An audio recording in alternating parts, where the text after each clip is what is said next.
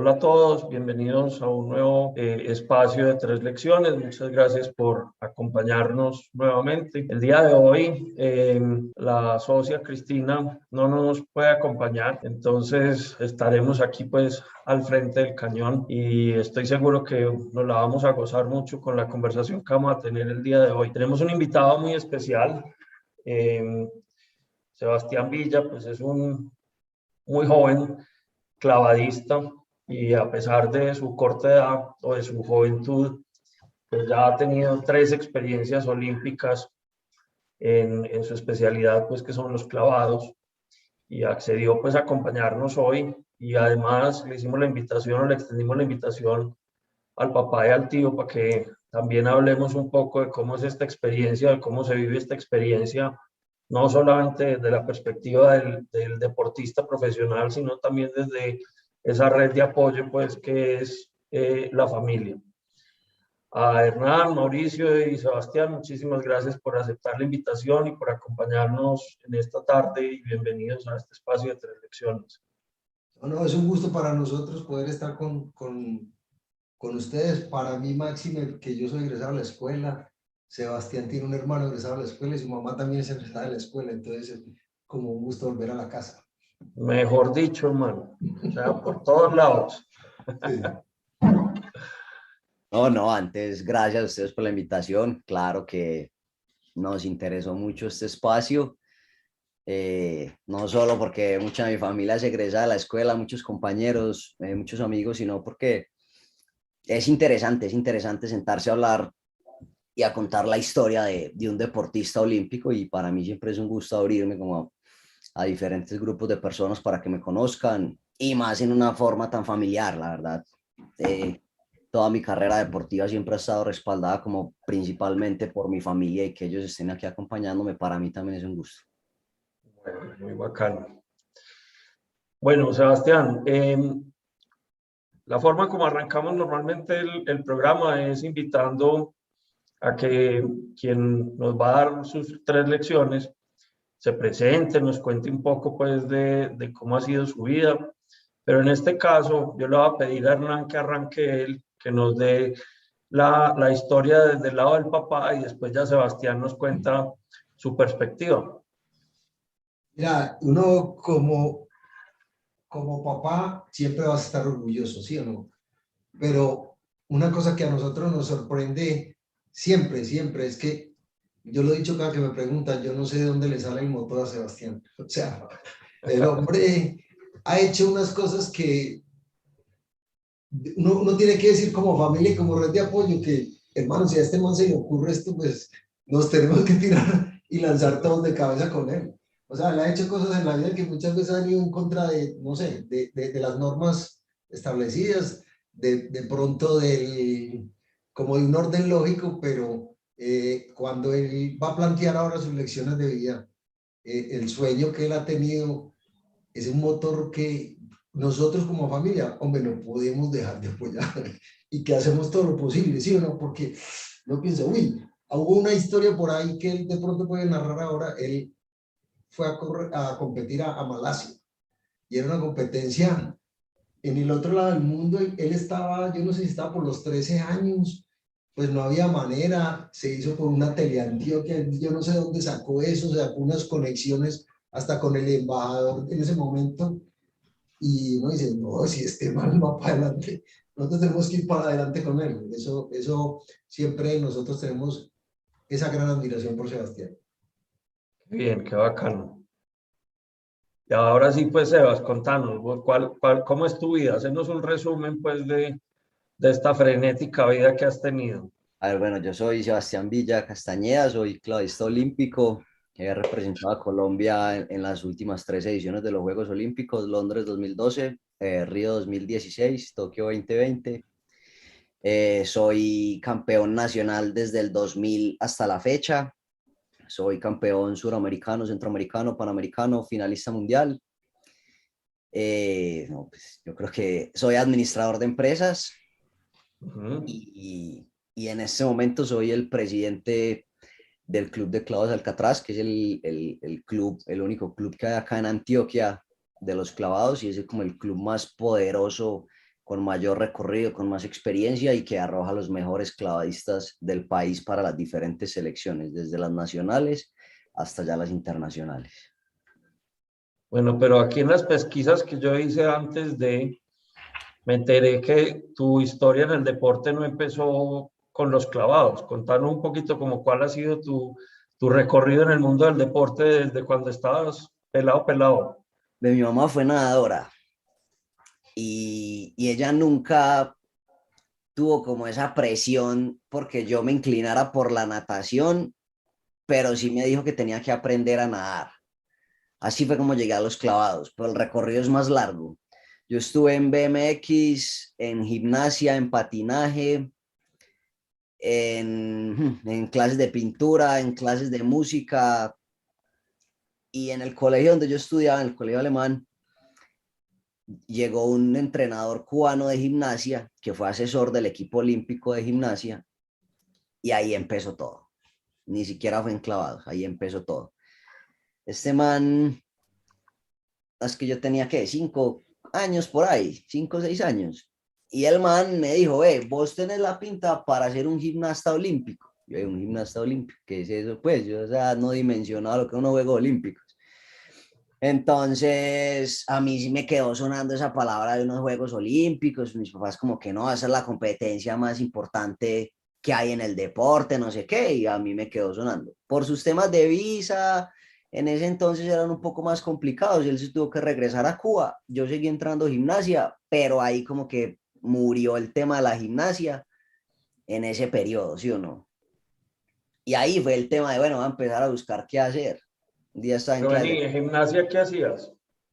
No, eso era ¿O hacías todos los no, aparatos? era iniciación, o sea, era la base, Ya, la gimnasia más crudita, más simple que hay. O sea, muy bien. trabajo de fuerza, trabajo de elasticidad, un poquito de acrobacia, toda la cosa. Ahí iba yo. Ujú. Entonces, estaba en clase de natación y llegaron buscando talentos y me identifican, pues me dicen, ve, estamos haciendo unas pruebas para clavados, no sé qué, toda la cosa. Como, eso suena interesante. ¿Qué es eso? Yo estaba en la Universidad de Antioquia en las clases y allá hay unas plataformas que no son oficiales para competencias, pero las hay. Yo, eso, tirarse de ahí, interesante, toda la cosa. Eso era ya finalizando el año, el proyecto era como para empezarlo en enero, febrero del próximo año, estamos hablando del 99 para empezar en el 2000. Y ahí empezó todo, o sea, yo le dije a mi mamá, ve, yo quiero, mi mamá al principio muy negada a la oportunidad porque yo le tengo miedo a las alturas. Entonces mi mamá era como que pues no tiene sentido. Ella siempre me Claro. decía, no, usted tiene que probar, intentar, hacer para descubrir qué es lo que le gusta. Y yo, bueno, me le metí por ese lado y yo, déjeme, yo pruebo que si no me gusta, pues nos volvemos para la casa y ya estuvo. Y así empezamos. ¿Y el BMX? En BMX no duré sino un curso. Llegué, era muy bueno, me iba muy bien, pero cuando llegó el momento de pasar al siguiente nivel, eran vacaciones. Y entonces mi mamá me dijo, bueno, el siguiente nivel es en vacaciones, ¿usted qué va a hacer? Y yo, no, nada. Me voy No, para pues, vacaciones. las vacaciones son para descansar. Yo no voy. Y lo curioso es que ya ni vacaciones tengo. Tengo vacaciones cada 4 años. Pero entonces, no, en BMX sí era muy bueno, me gustaba, pero no llegué a nada. Ya. Bueno, ¿y cómo hacías para compasar pues el entrenamiento y el colegio y la dedicación del tiempo en una cosa y la otra? ¿Cómo repartías tus tiempos? Me fue muy difícil. O sea, yo hoy me acuerdo de cómo hice y yo digo, no sé cómo. O sea, de verdad, no sé cómo. Al principio no era tan complicado porque pues, los entrenamientos eran 3 veces a la semana, 2, 3 horas. Entonces tenía como las noches para llegar a terminarlo del colegio. A medida que fui creciendo, fui subiendo de categoría, obviamente la exigencia horaria semanal se iba incrementando, y no solo la exigencia horaria, sino que la exigencia física iba siendo mayor y el desgaste igual. Entonces, ahí el colegio jugó un papel fundamental y fue que siempre fueron como muy dispuestos, teniendo en cuenta que hace años el deporte no era visto o no tenía el posicionamiento que tiene hoy en la sociedad. Entonces el colegio en muchas ocasiones y al comienzo le dio muy duro, pero fueron flexibles al punto que yo era la única persona del colegio que podía salir antes de que se acabara la jornada académica para cumplir con mis horarios de entrenamiento. Entonces, mira que fue un proceso grande que uno dice como en esa época pasar de que un colegio le permita a un alumno salir de su jornada académica todos los días de la semana para ir a cumplir con sus labores. Entonces o sea, sí jugaron ese papel Y fundamental. ahí en ese momento estabas entrenando ¿en dónde? ¿Seguías en la Universidad de Antioquia? No, no, no. Todo mi periodo de entrenamiento en clavos ha sido en la Liga de Natación de Antioquia, en Medellín, la unidad deportiva, O pues, sea, en el estadio, y en pues. el estadio, sí, Uno sí. estudiando en el colegio alemán que queda en Itagüí para llegar a entrenar al estadio, siempre es que, Sí, o sea, ahí el apoyo de la familia fue fundamental, porque cuando era mi mamá, era mi papá el que se salía de trabajar para recogerme en el colegio, llevarme al metro, llevarme a la piscina y yo tenía esos 40 y yo salía a las 2:15 del colegio y a las 3 empezaba entrenamiento. Era una travesía, obviamente no hay el tráfico que hay hoy en día y el metro siempre ha sido pues motivo de orgullo de esta ciudad. Eso por sí. supuesto. Hernán, ¿y cómo era la cosa, pues? ¿Cómo hacías vos y tu esposa para poder sacarle tiempo? ¿Cómo hace uno, pues, en el Sí, trabajo para decir, qué eso era pena, pero me difícil. tengo que ir a recoger al muchacho que va para entrenamiento? Eso era difícil, difícil y después él tuvo que cambiar incluso de colegio por varias circunstancias y él puede narrar ahora pues que eso no fue fácil para aceptarlo todos, pero era un tema muy difícil, es lo que vos decís, uno moverse desde Itaires hasta el estadio en un horario de plena jornada laboral era complejo. Yo pues tenía en ese momento un empleo en el que era jefe de montajes de una compañía y entonces pues tenía que acomodarme los horarios para ver, pegarme la volada, si no era yo, era la mamá, que también tenía cierta flexibilidad porque ya trabajaban en un tema de explotaciones de canteras. Entonces, bueno, ahí, pero era pues difícil, ¿cierto? O sea, no, nunca fue fácil esa labor, pero si este muchacho tenía el motor, nosotros no nos podíamos quedar atrás, pues. Oíste, Sebas, vos tenés un hermano, ¿cierto? Todos hermanos. Dos hermanos, mayores, menores, Tengo uno mayor y uno menor. o sea, vos estás en el sándwich ahí.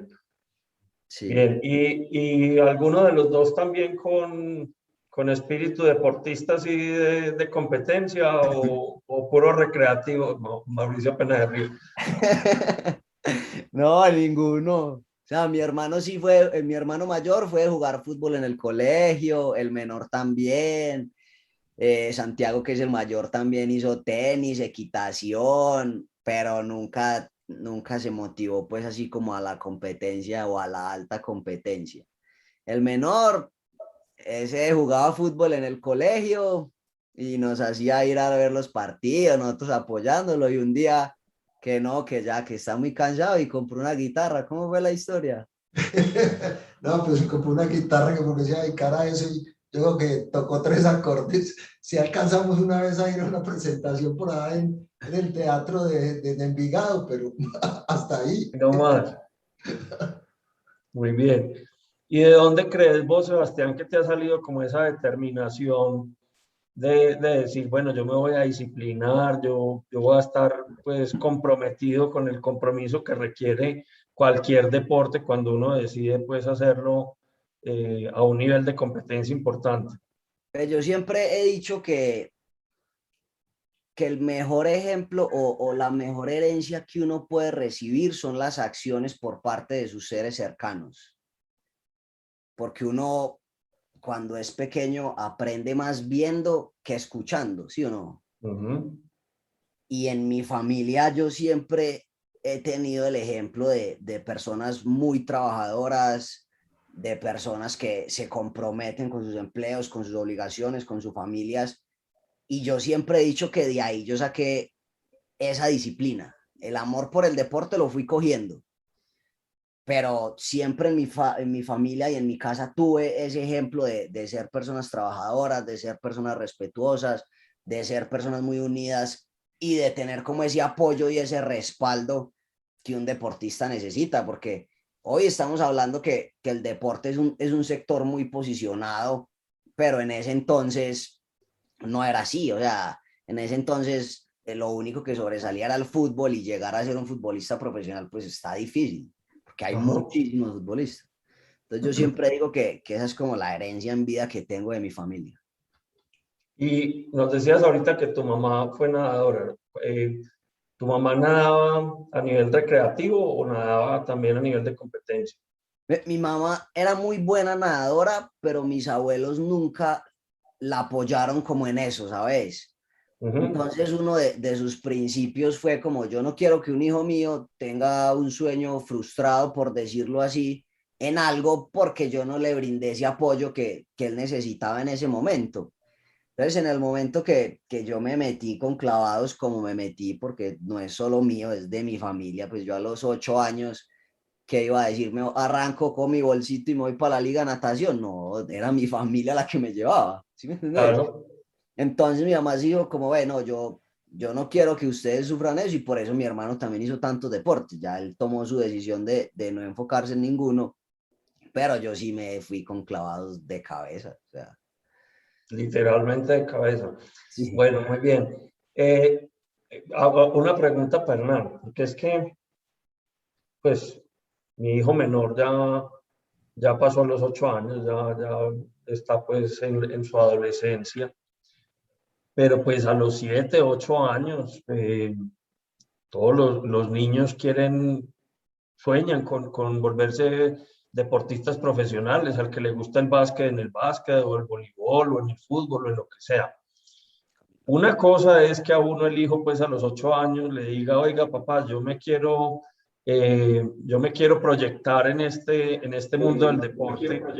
Y otra cosa muy distinta, pues, es que uno vea que el muchacho efectivamente sí tiene talla y es capaz, pues, de comprometerse en ese cuento. ¿Cómo fue, hablando un poquito de esas conversaciones, pues, ya tuyas con tu esposa, diciendo, mira, este man, pues, ya es que se va a dedicar a los clavados, tu esposa seguramente diciendo, pero si este hombre es acrofóbico, ¿cómo le ocurre pensar en hacer clavados? Contanos cómo fue eso. Ya, eso, pues, obviamente vienen las discusiones, no discusiones, digamos, sino las charlas, ¿no? Este muchacho se va a dedicar a esto, pero la verdadera respuesta a eso llegó en su primer campeonato. Un niño que yo, es que uno no se imagina, cuando les entregaron esa camiseta, ese uniforme, eso para él parecía, era como una falda. Y este muchacho va y sale campeón. ¿Fuiste campeón la primera vez, sí o no? Entonces, vos qué vas a hacer ante eso? O sea, no hay un no, ¿cómo va a haber un no? ¿Sí o no? Si este viene a su primer competencia con unos pocos meses de entrenamiento y es campeón nacional, ¿cómo vamos nosotros a parar eso? Eso no se puede parar. O sea, hay que Ah, apoyar. muy bien. Bueno, Sebastián, y ahorita nos dijiste que, bueno, nos dijo tu papá que cambiaste de colegio y también nos dijiste que sos administrador de empresas. Contanos un poquito cómo fue esa parte, pues, de combinar la dedicación al deporte, ya uno siendo, pues, deportista de alto rendimiento y el tema, pues, académico. Yo pienso que el tema del cambio de colegio fue como la primera decisión o la decisión más grande que había tomado en cuanto a mi vida en ese entonces. Ya les comenté, yo estudiaba en el colegio alemán, pero llegó un momento en el deporte en el que a mí me estaba yendo bien y yo aspiraba mucho más, ¿cierto? Obviamente para aspirar a mucho más tenía que trabajar bastante, tenía que incrementar mis horas de entrenamiento y la solución que encontramos fue entrenar en las mañanas, que podía aprovechar 6 horas, o sea, de 6 de la mañana a 12 del día, yo ahí tenía 6 horas para entrenar. Y en la Ujú. tarde, lo más temprano que podía entrenar era a las 3 de la tarde y a las 6:30, 7 de la noche, pues ya el cuerpo no me iba a dar, o sea, porque yo estaba Claro. despierto de las 5 y pico para ir al colegio.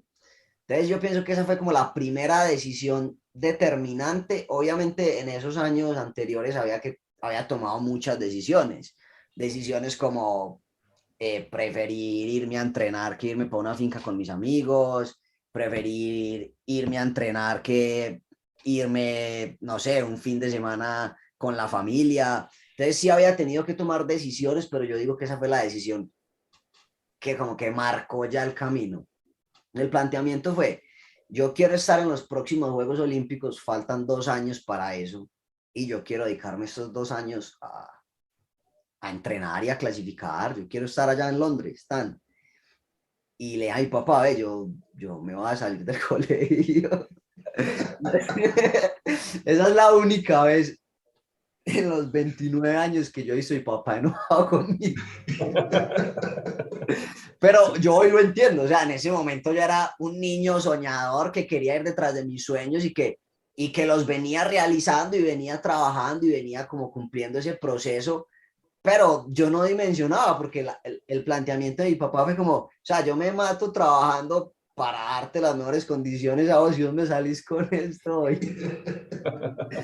Y hoy lo entiendo, o sea, obviamente uno no quiere como que un hijo de uno, pues, abandone los estudios por un deporte pues, que ni siquiera es profesional, porque, o sea, hoy se habla de contratos millonarios de los futbolistas, pues en mi deporte eso no pasa, o sea, nosotros no contratamos, nosotros representamos al club que es de 60, 70 deportes, pues no es mayor cosa. Pero esa sí fue la decisión, pues como más determinante, y lo hice con el compromiso de que me iba a graduar del colegio a la par con mis Juegos Olímpicos. Y así fue, en el 2012 fui a los primeros Juegos Olímpicos, me gradué del colegio. Ahí viene otro periodo de incertidumbre y es mi carrera profesional. O sea, porque yo entrenando 8 horas diarias, yo entreno a 2 jornadas, en ese entonces entrenaba 6:11, 6:11:30, de pronto hasta las 12 y en las horas de la tarde entrenamos otras 2 o 3. ¿En qué horarios? ¿Con qué tiempo? Y encontré la modalidad virtual en ese entonces. Hice muchos intentos, empecé en la UPB 2 carreras y en el momento en el que yo empezaba a viajar, ya.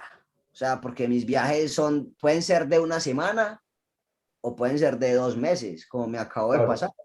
Claro. Entonces, en el momento que encontré la modalidad virtual, ahí dije, no, esto es lo mío y me voy. O sea, a mí sí me gusta mucho la vida universitaria, poder estar en un campus, poder compartir con más gente de la carrera, que la carrera también debe ser como una pasión de uno, pero yo tengo que poner en una balanza si quiero irme más por ese lado o quiero seguir mi carrera deportiva. Entonces, seguí con mi proceso para los próximos Juegos Olímpicos y empecé a estudiar virtual y me gradué el año pasado.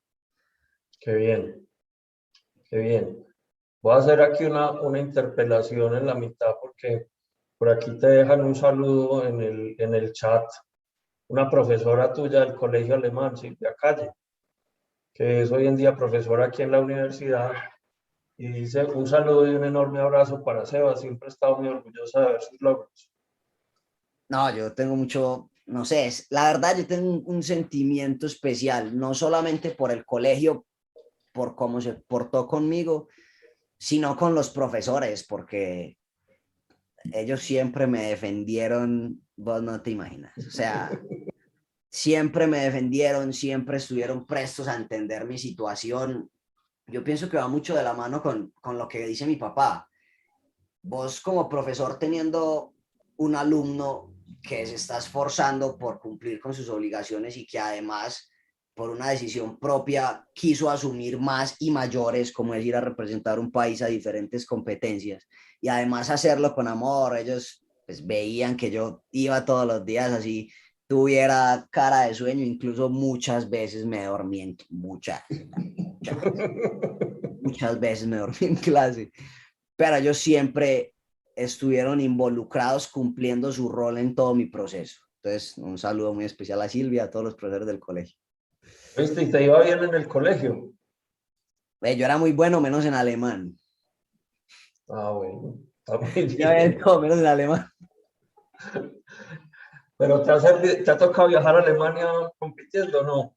Bueno, hace muchos años tuve que viajar, incluso tuve un mundial allá y pues volví todo sin problema. Yo era el encargado de recibir las habitaciones, todo sin ningún problema. Ah, bueno. Y he tenido Te que daba viajar, pues para pedir un McDonald's por lo menos. no, para defenderme, para lo básico. Y una vez he ido varias veces a una ciudad de Italia que se llama Bolzano, que es muy alemana. Y allá también me ha servido. Para tres cosas, pero me ha servido. O sea, me he Bueno, eso está defendido. muy bien. Por eso en la vida uno a veces no sabe para qué es que le van a servir las cosas que aprende, pero de todo se aprende, hermano. Exacto.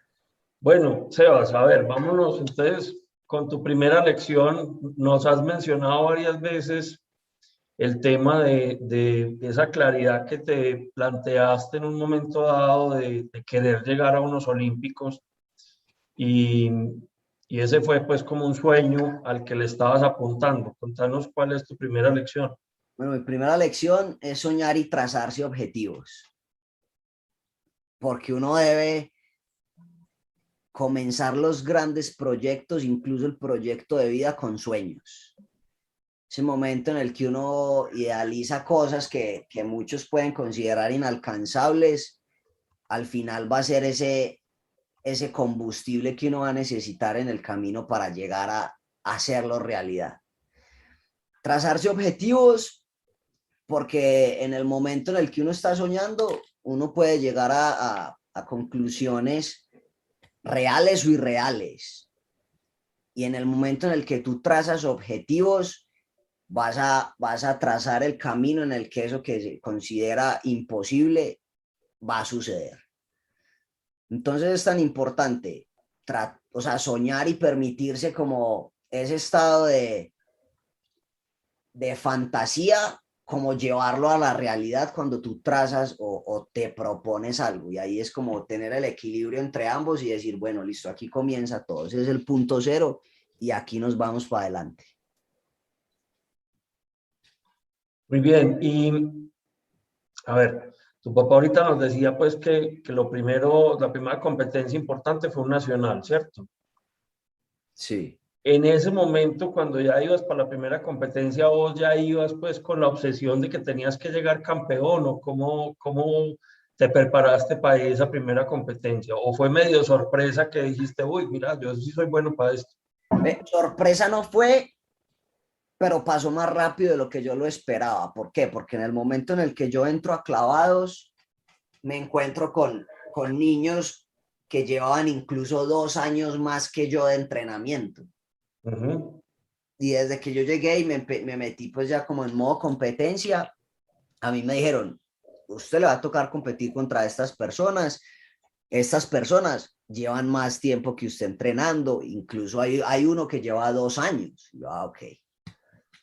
Para mí eso me sirvió como motivación. Dije, ok, hay un campeonato nacional a final del año, yo no sabía si iba a clasificar o no, pero yo quería estar y yo siempre he sido muy competitivo. Entonces dije como, bueno, yo quiero estar y quiero ganar. Pasaron esos primeros meses de entrenamiento muy exigentes, porque clavados es un deporte muy exigente, Ujú. y llega el punto en el que tenemos un primer control. Ese primer control quedó como de séptimo, de octavo. Yo, eso me falta es un montón. Pero hay que seguir trabajando. Faltan mes y medio más o menos. Y yo, ok, puede faltar mes y medio, hay que trabajar mucho, pero se puede. Se puede, es que a los meses fue la primera vez que quedé campeón nacional. Qué bien. Bueno, pero no, una pregunta que se me quedó ahorita entre el tintero.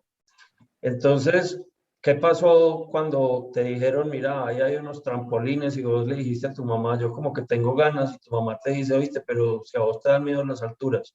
¿Cómo fue ese cuento? ¿Cómo fue esa primera parada ahí en la plataforma y lo que se siguió?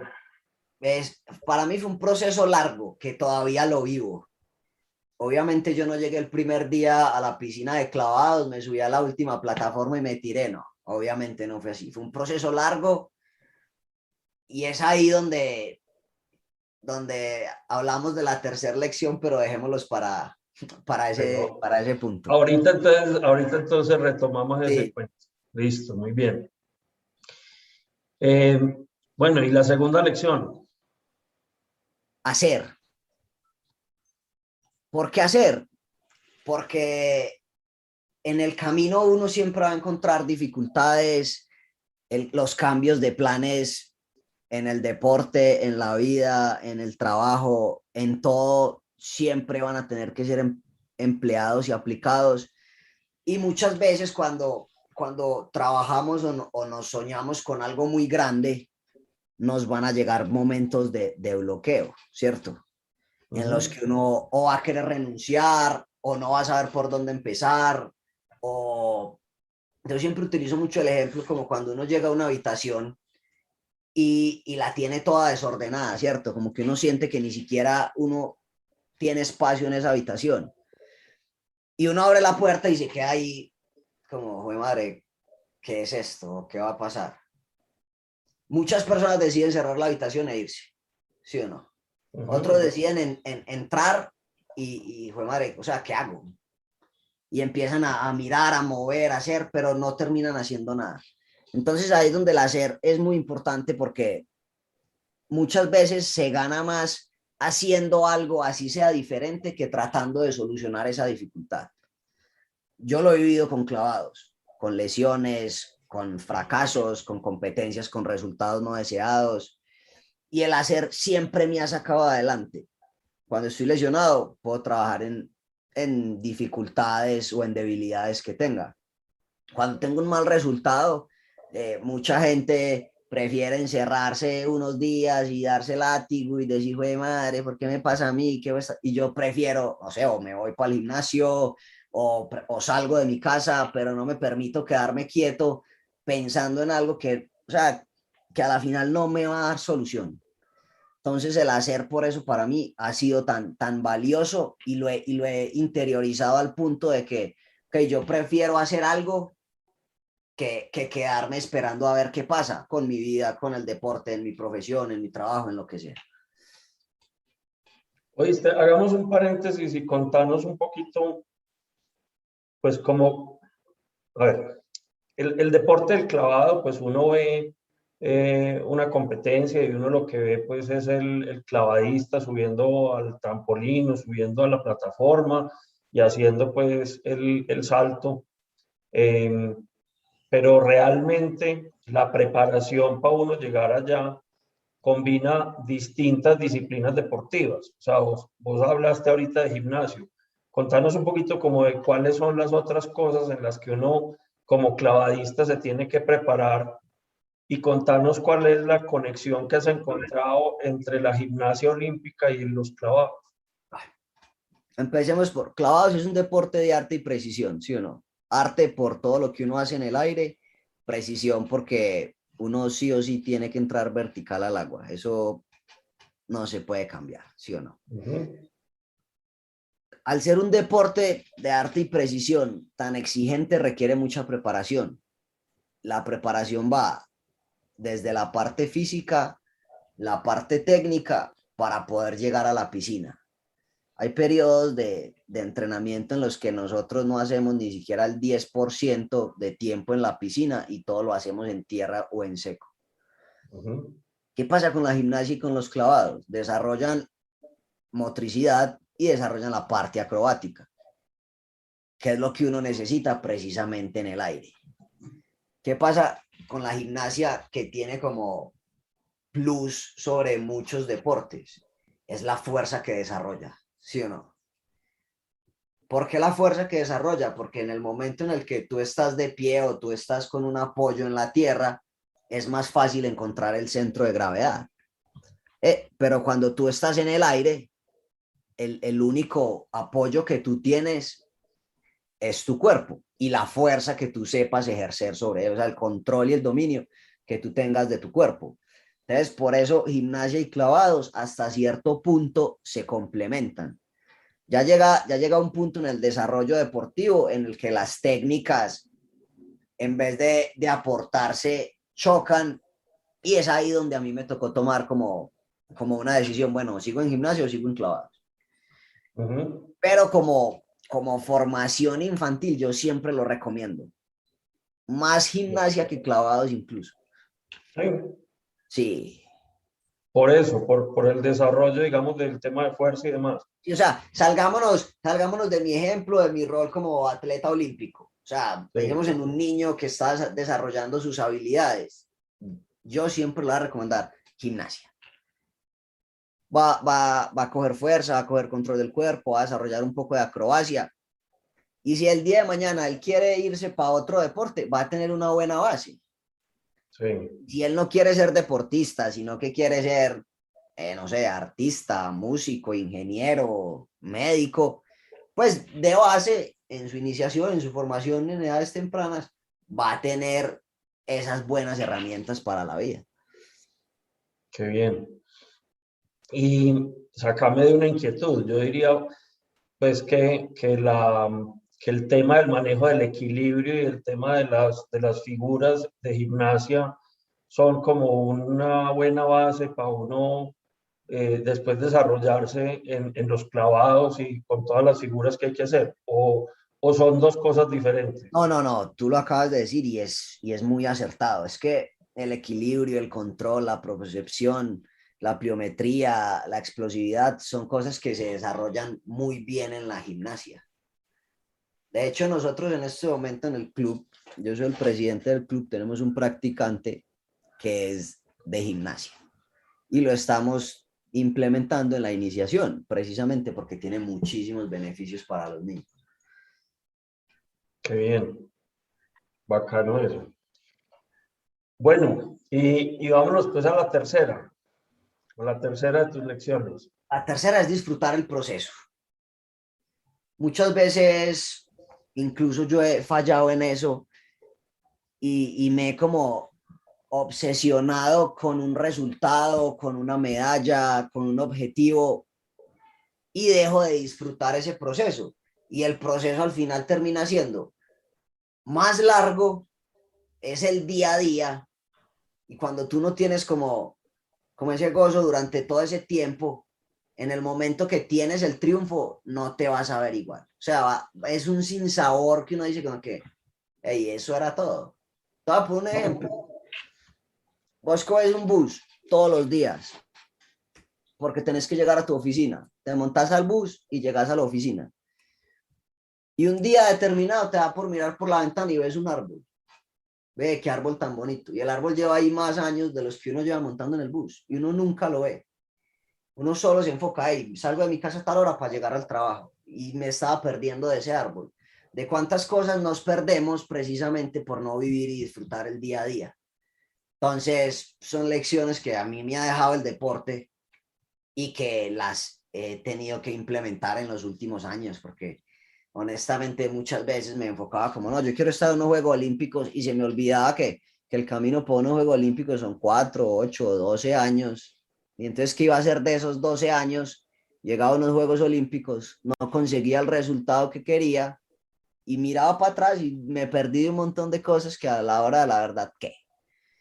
Entonces, para mí disfrutar el proceso hoy es mucho más valioso que un resultado. Y al final un resultado es efímero, y más en este país. O sea, tú en este país ganas algo, eres campeón de algo, al día siguiente, no sé, hubo un escándalo y ya el escándalo se robó toda la atención. Tu título quedó en tu casa en una medalla colgada como las tengo yo en una caja de zapatos, las placas en una Una estantería ahí en la repisa. sala, y ya, y ahí quedó todo.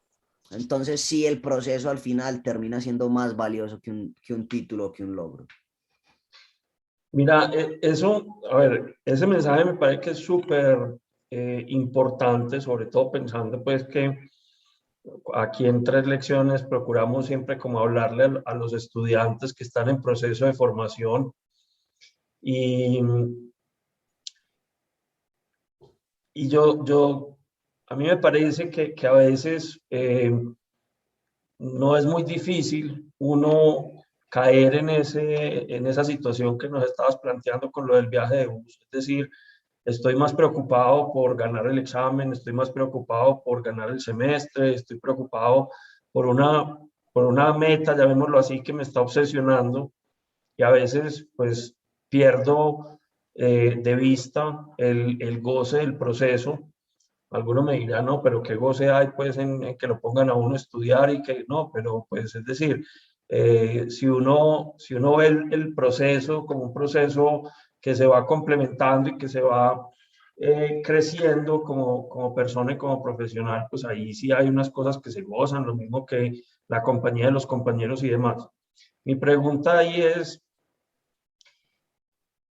mm, ¿qué te ayuda a vos hoy en día a mantener esa conciencia de que me tengo que gozar el proceso? Yo pienso que es el afán del día a día, ¿sabes? Uno con los años se va dando cuenta que el tiempo sí es muy valioso, como se lo dicen a uno en diferentes ocasiones, y que uno no se puede devolver. Y cuando tú has vivido y has sentido que has dejado pasar oportunidades, pasar muchas cosas, y no quieres cometer el mismo error 2, 3 veces, te entra la necesidad de, hey, no, hay que disfrutar. Y tú lo dices ahorita y pusiste el ejemplo del examen, pero mis ejemplos son más físicos.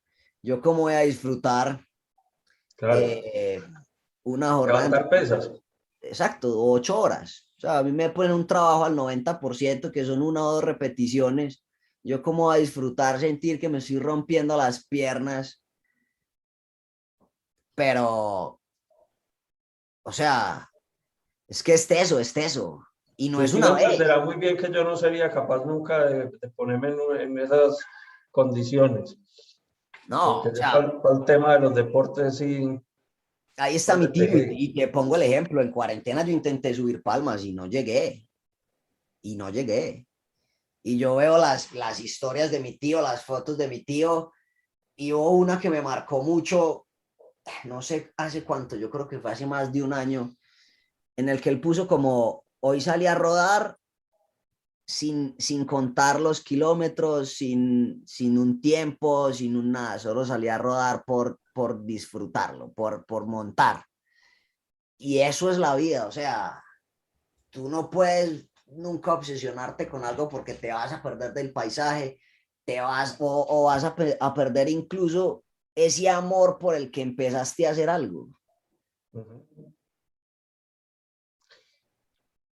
Y ese punto sí que es importante, porque a uno es fácil que la vida lo lleve a uno a olvidar cuál fue el enamoramiento que lo motivó a hacer alguna cosa y se va perdiendo a veces como esa mística o eh, ese impulso inicial que lo llevó a uno a eso.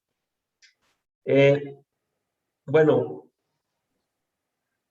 y vos lo decías ahora, la parte del entrenamiento físico de un deportista de alto rendimiento, pues es muy exigente. Y estás en un deporte, digamos, que te exige desarrollar físicamente todo tu cuerpo, pues desde los músculos de la cabeza hasta los músculos de los dedos de los pies. Eso supongo yo, pues, que implica un esfuerzo físico grande, ¿cierto? ¿Cómo, cómo decide uno eh, aceptar ponerse en esas, pues, de esos esfuerzos, de ese ejercicio, de ese compromiso, y cómo lucha uno con los momentos de desánimo, Sebastián? Ahí va mucho, primero o sea, con la primera lección, que es el soñar y trazarse objetivos. A mí eso es lo que me motiva. O sea, hoy me sueño estando en París. Hoy, faltan 3 años y medio. Hoy me sueño estando en París. Entonces eso es lo que a mí realmente me motiva. Y cuando tengo esos días porque yo los tengo, o sea, hay días que yo me paro y digo, ¿para qué voy a ir? Mi cama, mi perrita calientica ahí arrunchándome y no te vayas, lloviendo. Ahí es donde yo digo, no, yo tengo que hacer algo. O sea, si yo quiero cumplir ese sueño que fue el primer punto, yo tengo que hacer algo. Y tengo que hacer algo que me acerque. Porque si me quedo, estaría haciendo algo que me saca de ese camino. Y me acuerdo, o sea, yo digo, hoy yo 21 años de carrera deportiva, ¿qué hubiera sido de mi vida si en el primer golpe que tuve en clavados hubiera abandonado? Hubiera llegado a 3 Juegos Olímpicos y estaría soñando con unos cuartos. No lo sabemos, no lo sabemos. Puede que sí, puede que no. ¿Cómo, Pero cómo se lucha, por ejemplo, con las lesiones? Porque pues en el mundo del deporte una lesión puede ser el final de tu carrera. Y seguramente pues hay lesiones que deben ser de unos niveles de dolor muy altos. ¿Cómo hace uno para decir, listo, sabe que yo a pesar de que esté lesionado voy a trabajar, voy a hacer la fisioterapia y le sigo apuntando a París? me estás contando mi vida, no con París, sino con Río y con Tokio. Estábamos en Río y 10 días antes de la competencia tengo un golpe en el hombro. Un golpe fuerte que ni siquiera me dejaba subir la mano. Es que yo creo que solo la podía subir hasta esta altura. Y yo tengo que hacer círculos completos con los brazos, llevar las manos hasta detrás de pararme de manos, un montón de cosas. Cuando llegué de Río, dije como, hombre, me tienen que operar, no me tienen que operar, tengo los hombros muy mal. Y lo único que me sacó de ahí fue el apoyo de mi familia, fundamental. El sentir ese mismo amor, ese mismo cariño, ese mismo apoyo, sin importar si yo era el mejor o el peor. O sea, ellos siempre han estado ahí. Y dos, yo dije, bueno, pues hombre, si yo siempre he sido tan competitivo, no creo que una lesión me vaya a tirar al piso, pues. Y yo soy de los que si me tienen que sacar de una competencia por una lesión, me tienen que sacar del pelo, o sea, me tienen que subir por mí y me tienen que dar de allá.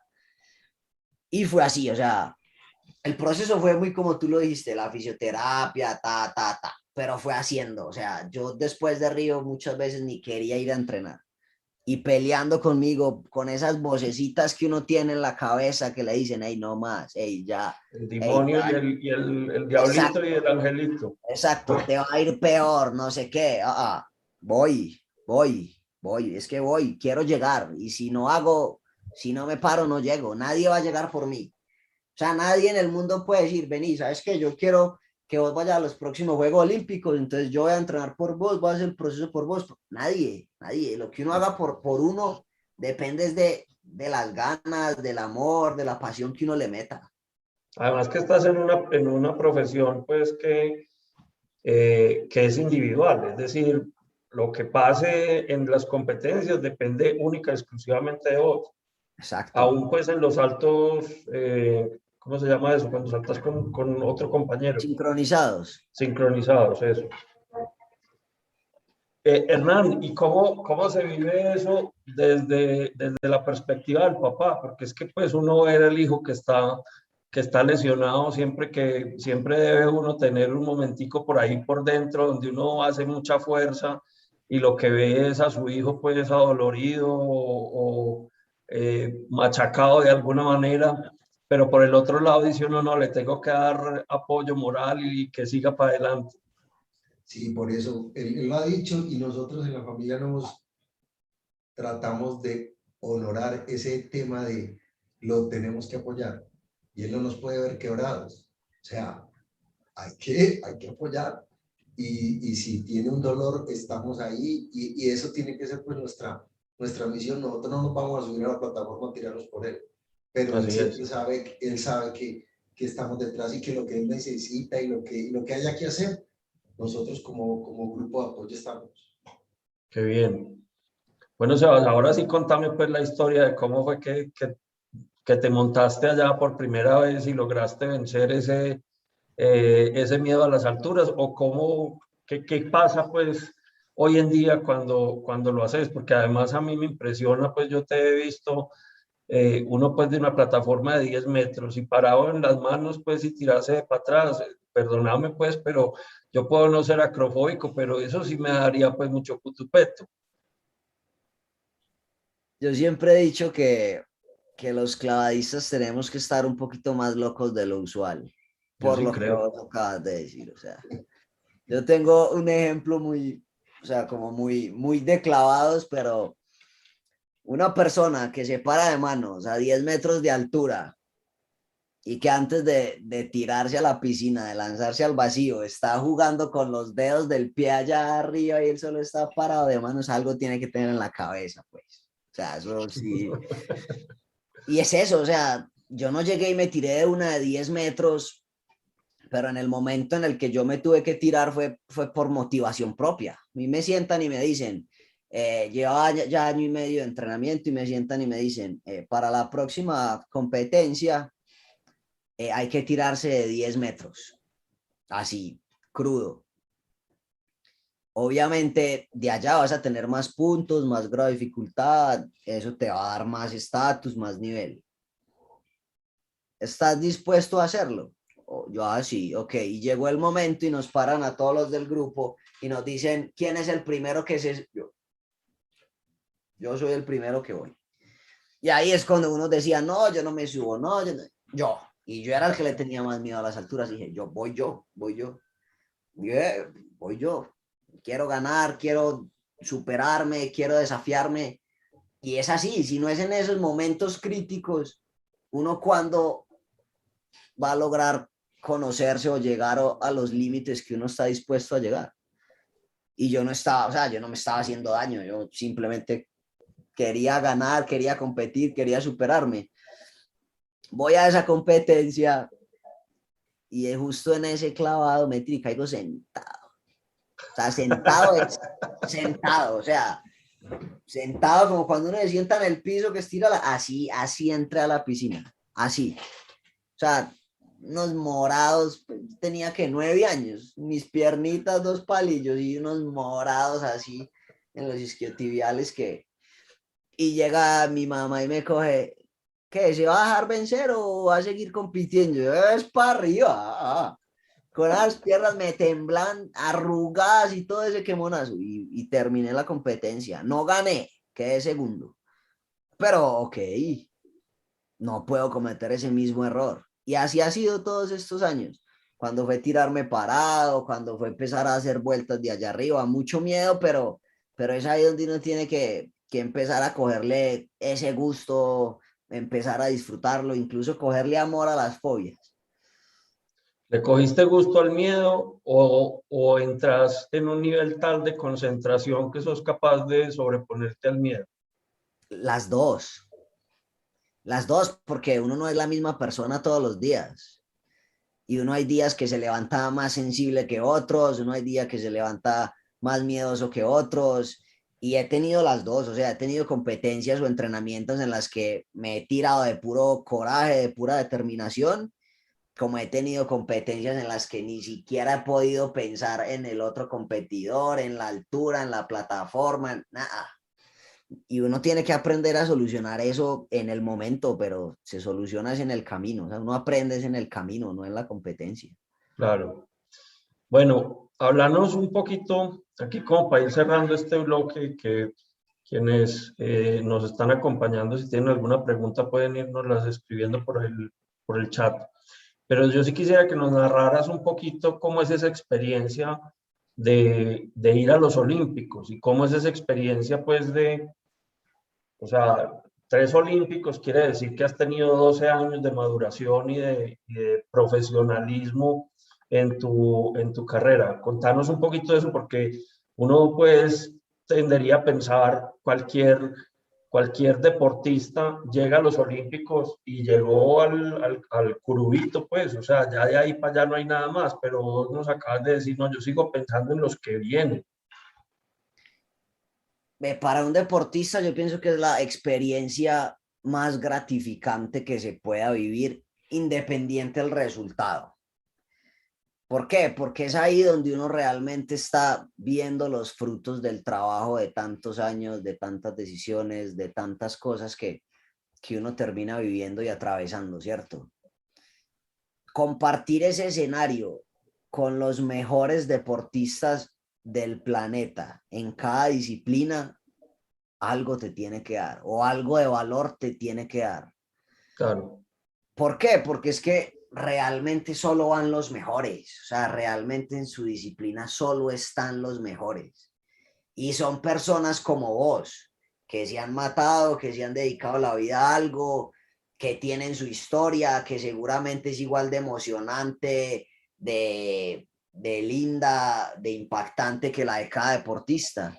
Entonces vos sabes que estás hablando con personas que te tienen que entender porque lo han vivido en carne propia. O sea, no es lo mismo escuchar una historia 100 veces que vivirla una vez. Y es ahí donde tú dices, hey, aquí estamos los que estamos. O sea, de verdad estamos los mejores. ¿Hoy qué tengo que hacer?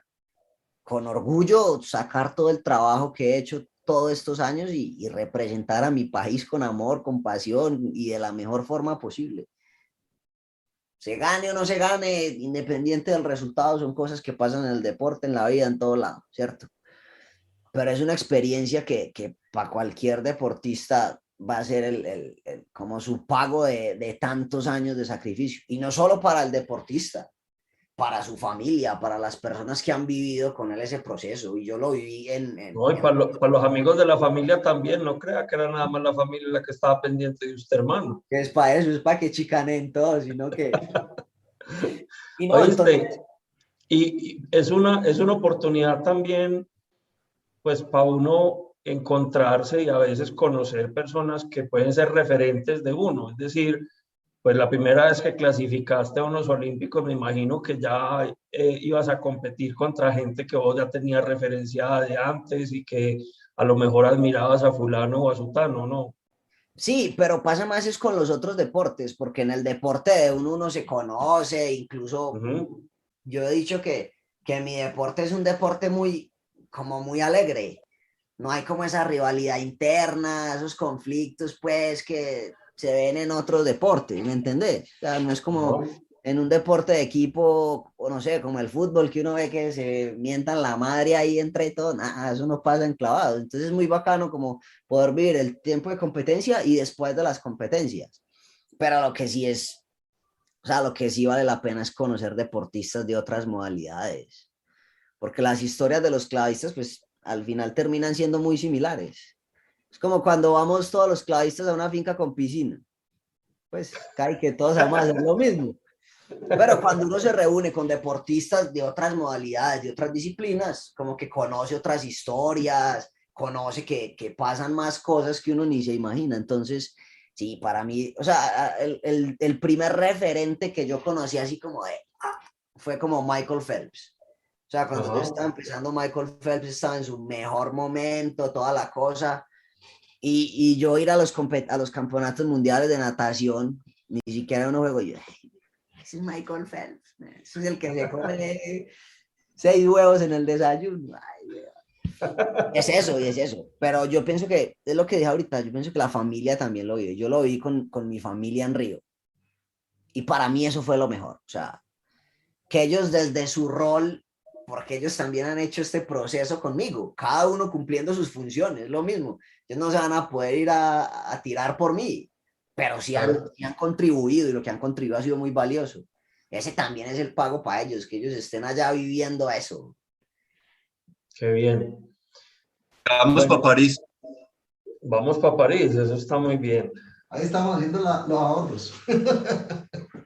Bueno, y esa era otra pregunta que yo te quería hacer y es, ¿cómo es la vida de un deportista profesional en tu disciplina?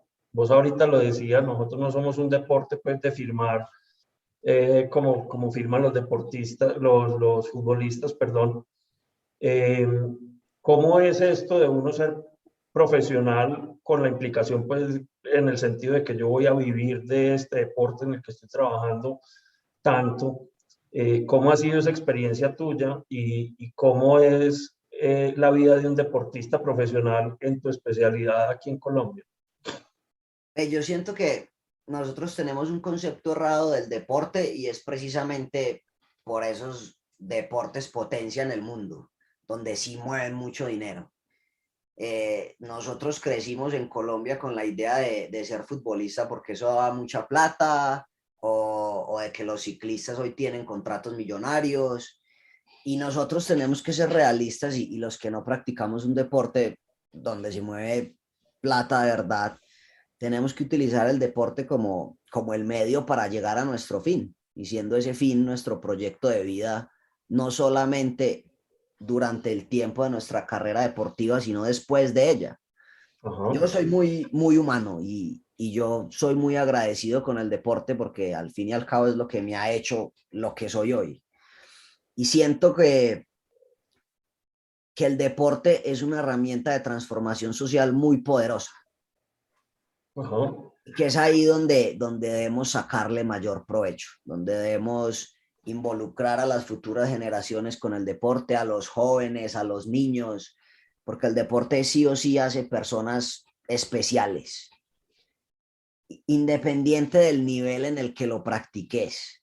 Si vos sos una persona que sale a correr 3 días a la semana, sos una persona que 3 días a la semana tenés esas voces en la cabeza. Ay, te duele la rodilla. Pará. Ay, de hoy está haciendo como frío, no salgas. Y vos sos capaz de ganarle a tus propias voces internas. Eso a nivel personal te deja una ganancia que a la hora de la verdad, a la hora de enfrentarse a la vida, a la hora de enfrentarse a un mundo cruel, vos vas a poder solucionar mucho.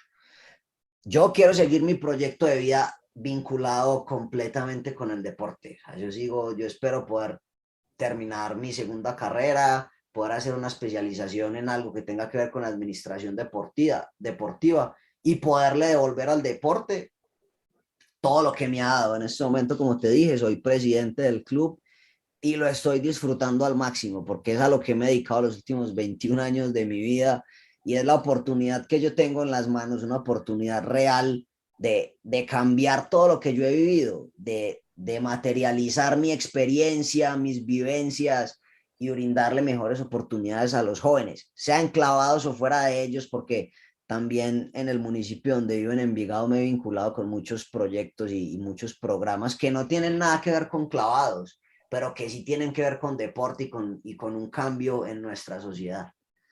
Qué bien.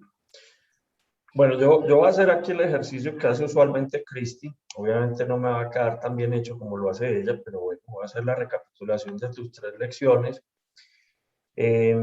Nos hablaste primero de la primera lección es soñar y trazarse objetivos y cómo en tu vida vos definiste que querías llegar a los Olímpicos y entendiste que para poder llegar a los Olímpicos tenías que hacer todo un proceso pues paulatino de ir a una serie de competencias e ir ganando y lo lograste. Después nos hablaste del hacer como una manera inclusive para ayudarte en los momentos de crisis, no quedarte estático, sino forzarte a veces, pero estar siempre haciendo y estar siempre trabajando.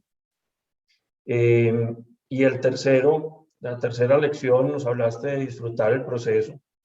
Tu ejemplo de la montada en el bus es un muy buen ejemplo, es decir, cómo encontramos o hacemos consciente que aún en las actividades rutinarias, pues pueden haber elementos que si uno no lo hace consciente, pues está dejando de disfrutar parte del proceso. No sé si se me quedó ahí alguna cosa por fuera o si es ese como el resumen. No, ese puede ser el resumen. Soñar es fundamental para moverse, para ilusionarse, para sacar combustible. El hacer, haciendo es como se consigue todo en la vida. O sea, tú sentado en tu zona de confort ahí quietecito, seguramente no vas a poder alcanzar todo lo que sí quieres hacer. Y yo digo que todos estamos hechos para cosas grandes. Yo digo que todos podemos ser el Messi de tu sector o el Jeff Bezos, no sé, todos estamos hechos para todas grandes.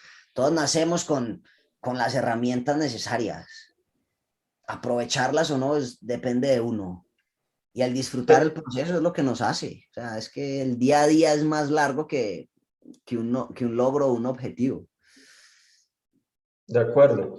De hecho, pues coincide con algunos invitados que hemos tenido antes. Alguien que tu tío conoce muy bien, Alejandro Mesa, nos hablaba también de la importancia del hacer, o sea, desde la perspectiva, digamos, de las empresas o de las organizaciones, que él decía, pues es que una buena idea no sirve de nada si usted no la ejecuta.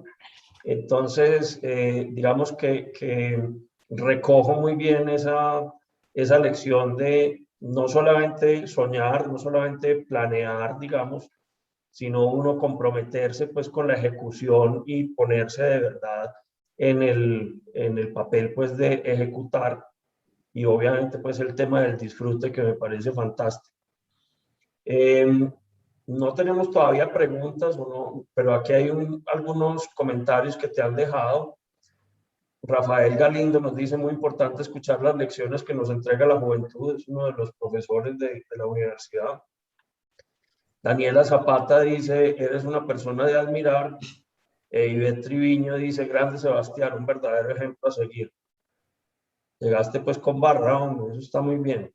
No, bacano, bacano. A mí la verdad me gustan mucho estos espacios y prefiero sacarle el tiempo a estos espacios que a las entrevistas convencionales. O sea, uno dirá que la competencia, que el resultado, que el ta. Sí, Pero se desconoce qué hay detrás y soy claro, más fan de contar la historia, de contar el proceso, de vivir el proceso y de poderlo compartir con los demás. Al final son historias inspiradoras y eso es lo que uno, o sea, uno en la vida, así es como encuentra referentes, así es como se puede motivar, así es como puede, no sé, sacar ejemplos y modelos a seguir. así es. Bueno, Sebastián, yo sí tengo una pregunta que te quería hacer, hombre. La estoy guardando desde los Olímpicos de Tokio. Eh, por pues, curiosidad que quisiera como que me ilustraras, y es que en estos Olímpicos, en la especialidad de clavados, hubo una competidora que tuvo una calificación perfecta, la chinita, esta jovencita que tuvo una calificación de Tuvo 10. tres, tuvo tres clasificaciones perfectas. Ella, Sí. Ave María, hágame el favor. Bueno, contame cómo se vive eso, porque eso debe ser una emoción muy, muy impresionante para todos los que están ahí alrededor, ¿o no? Es que nosotros lo vivimos todos los años en los campeonatos mundiales. O sea, estos eventos son buenos precisamente porque le llegan a más gente, ¿sabes? Ajá. Pero eso es algo que nosotros hemos visto y hemos admirado de China, que es un país que se ha especializado en procesos, en deportes de precisión, en deportes de arte, que son los más exigentes, que son los más difíciles y son capaces de llegar a esto. Entonces, para nosotros es inspiración. O sea, toda la gente dice como estos chinos siempre, sí, estos manes siempre, pero ¿qué hay detrás de estos manes siempre que consiguen hacer a ese nivel de perfección todo lo que se proponen? Entonces, para nosotros es inspiración, para mí es de admirar. Qué bacano. Y es una niña, pues, todavía muy jovencita, pues tiene toda 13, una carrera por delante. 14 sí, años tiene, ¿cierto? 13, 14, no sé, sí. Qué barbaridad, hombre.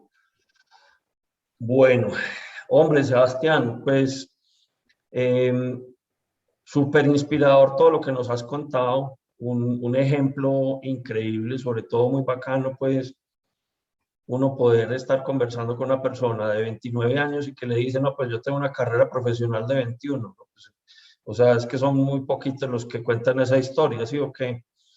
Eh, para cerrar esta conversación, a mí me gustaría invitar a Mauricio y a Hernán a que ellos nos cuenten y nos ayuden a cerrar esta sesión de 3 lecciones, hablándonos un poquito pues como de qué conclusiones sacan y de qué mensaje nos pueden ustedes dejar o le quisieran transmitir a estos jóvenes que nos están viendo, y cómo podemos aprovechar historias como la de Sebastián. Y que ve, yo hace rato estaba como pensando, y hay una cosa que a Sebas no es que se le haya olvidado decir, sino que dentro de lo que ha hablado no ha salido casi, pero que yo le admiro demasiado, y es como la capacidad de reinventarse, algo que ustedes los académicos hoy llaman tanto resiliencia, ¿no es cierto? Pero es que nosotros a Sebas lo hemos visto, como él decía ahorita, es que yo me acuerdo cuando nos dijeron es que este man se va para Malasia, pero es que este man tenía, o sea, se iba para Malasia, es que él no ha contado eso, se iba para Malasia solo, o sea, solo es sin el papá, sin la mamá, sin entrenador, sin compañeros, entonces solo es que él se montaba en un avión para irse a Los Ángeles, hacer escala en Los Ángeles, y ahí volar a Malasia, que en Malasia, pues ahí contamos con mucha suerte y allá lo recibió el embajador de Colombia en Malasia y lo recibió muy bien, pero ha competido con lesiones y se ha sobrepuesto a eso. Como él lo dice, estudió, ¿sí o no? O sea, él terminó su bachillerato, es profesional hoy en día, está estudiando otra carrera, ya está pensando en qué me voy a especializar, ¿no es cierto? ¿Cuál es la segunda carrera Eh, que no pregunté? Publicidad y mercadeo digital. Hágame el favor, muy bien. y siempre habla de, venga, hay que disfrutar el proceso, ¿no es cierto? Entonces, mira, en 21 años de carrera, en un pelado de 29 años, todo lo que ha hecho y todo lo que ha sido capaz de elaborar y de cambiar en el día a día, en ese hacer que él habla, para reinventarse y para seguir disfrutando ese proceso. Yo, él dice que tiene ejemplo en nosotros y muchas vainas, pero yo siempre le he dicho que es al revés. O sea, yo sí soy capaz de montarme en una bicicleta y hacer triatlón y las vainas que he hecho, es siempre pensando en lo que Sebastián ha logrado y en esa capacidad que él tiene. Y, y siempre, y yo ya se lo dije a él alguna vez, siempre digamos, hoy en día algunos deportistas hablan como, sobre todo en esto que yo hago, claro que yo no soy deportista profesional, pues soy un man que sale a montar por ahí en bicicleta de vez en cuando, pero siempre está como el tema de que algunos deportistas tienen un mantra, ¿no es cierto? Un mantra que es el que les permite cuando están en esos momentos duros en que no dan más seguir adelante. Y, y uno de mis mantras siempre ha sido, si Sebastián es capaz, yo tengo que ser capaz. O sea, si este man ha sacado fuerzas para entrenar 21 años, 8 horas al día, yo tengo que ser capaz de terminar este entrenamiento hoy, tengo que ser capaz de montar, de llegar a esta meta que tenga que llegar. Lo he aplicado en varias cosas y me ha servido. Entonces, no, yo lo único que soy es ser fan de Sebastián. Yo soy el que graba las competencias, el que hace mil vainas, pero yo lo único que puedo hacer es ser fan de este man y cuando él dice vamos para París, entonces decirle a mi esposa que empezamos a ahorrar porque vamos para París, porque ¿qué más hacemos pues? ¿No es cierto?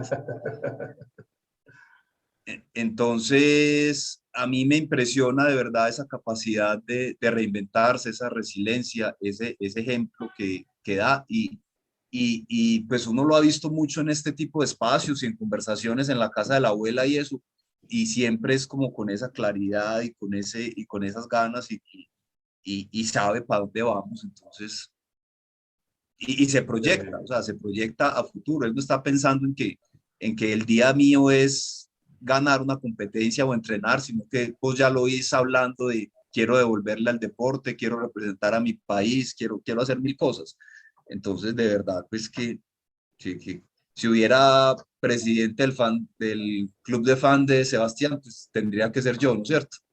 Muy bien. Eh, no es sino eso, o sea, de verdad él es ejemplo, pues, para mí es ejemplo, yo no me considero ejemplo de él, sinceramente, yo siempre he pensado que él es el ejemplo de muchas cosas para nosotros, que lo Se te rodeamos. nota mucho el orgullo, hombre, por tu sobrino. Hernán, ¿y qué nos contás vos?